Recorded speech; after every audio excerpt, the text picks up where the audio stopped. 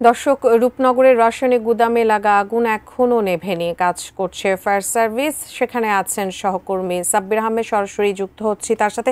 সাব্বির, রাজধানী মিরপুরের রূপনগরে যে আগুনটি লেগেছে রাসায়নিক গুদামে, সেটি নাকি নেভাতে আরও বেশ কিছুদিন সময় লাগবে। আসলে এই কারণটি একটু জানতে চাচ্ছি, এবং ফায়ার সার্ভিস কর্মীরা এই মুহূর্তে কি বলছেন, ঘটনা পরিদর্শনে কারা গিয়েছেন, সার্বিক পরিস্থিতি কি সেখানে একটু জানাবেন। আপনি জানেন যে মিরপুরের রূপনগরে যে ভয়াবহ আগুনের ঘটনা ঘটেছে, এই ভয়াবহ আগুনের ঘটনায় এ পর্যন্ত প্রায় 16 জনের মরদেহ উদ্ধার করা হয়েছে এবং আরও বেশ কয়েকজন আহত অবস্থায় এই মুহূর্তে ঢাকা মেডিকেলের যে বার্ন ইনস্টিটিউট রয়েছে সেখানে এবং যে জাতীয় বার্ন ইনস্টিটিউট রয়েছে, এই দুই জায়গায় তারা চিকিৎসা নিচ্ছেন। এবং আপনারা জানেন যে গতকালকে যেই যেই কেমিক্যালের গোডাউনটিতে আগুন লেগেছিল দেখতে পাচ্ছেন, সেই গোডাউনের থেকে এখনও কিন্তু ধোঁয়া বের হচ্ছে।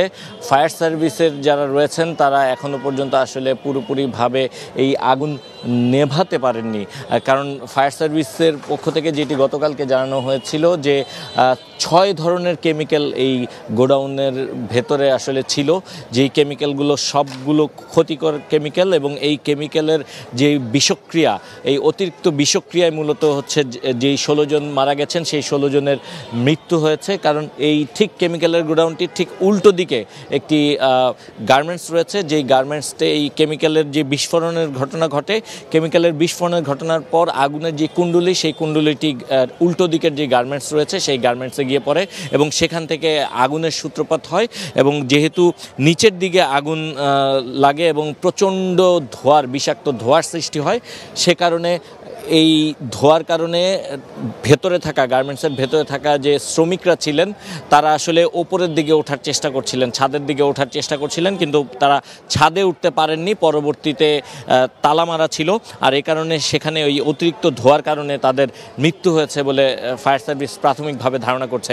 কিন্তু এই যেই গোডাউনটি এখানে ছিল, এই গোডাউনটি কিভাবে প্রশাসনের নাকের ডগায় চলেছে সে ব্যাপারে আসলে কোনো সদুত্তর নেই। দীর্ঘদিন ধরে এখানে এই কেমিক্যালের গোডাউনের এই ব্যবসা করে আসছিলেন শাহ আলম নামে এক ব্যবসায়ী, যার কোনো ধরনের কোনো বৈধতা বা কোনো কিছুই ছিল না। ফায়ার সার্ভিসের পক্ষ থেকেও কোনো বৈধ কাগজপত্র বা বৈধতা দেয়া ছিল না এই কেমিক্যালের গুদামের জন্য, কিন্তু তারপরেও তারা প্রশাসনের নাকের ডগায় এভাবে ব্যবসা করে গেছেন। বিশেষ করে স্থানীয় থানা পুলিশকে ম্যানেজ করে তারপর এই ব্যবসা তারা পরিচালনা করে গেছেন, এবং দীর্ঘ সময় অতিবাহিত হলেও এখানে দিনের পর দিন এই অবৈধভাবে এই কেমিক্যালের ব্যবসা করে গেছেন এই ব্যবসায়ী। কিন্তু প্রশাসন সে সময় আসলে নির্বিকার ভূমিকা পালন করেছে। বিশেষ করে স্থানীয় থানা পুলিশ, রূপনগর থানা পুলিশ এবং স্থানীয় প্রশাসনকে ম্যানেজ করে এই ব্যবসায়ী এই ব্যবসা পরিচালনা করে গেছেন বলে স্থানীয়দের অভিযোগ।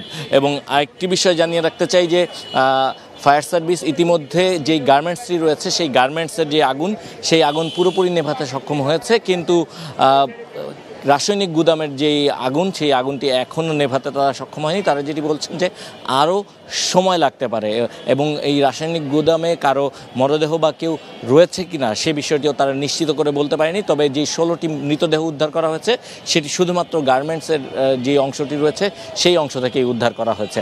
তো এই ছিল এই মুহূর্তে মিরপুরের রূপনগরে যে ভয়াবহ আগুন, সেই আগুনে 16 জনের মৃত্যু এবং মৃত্যু পরবর্তী যে উদ্ধার অভিযান বা যেই ফায়ার সার্ভিসের কর্মকাণ্ড, সে ব্যাপারে সবশেষ।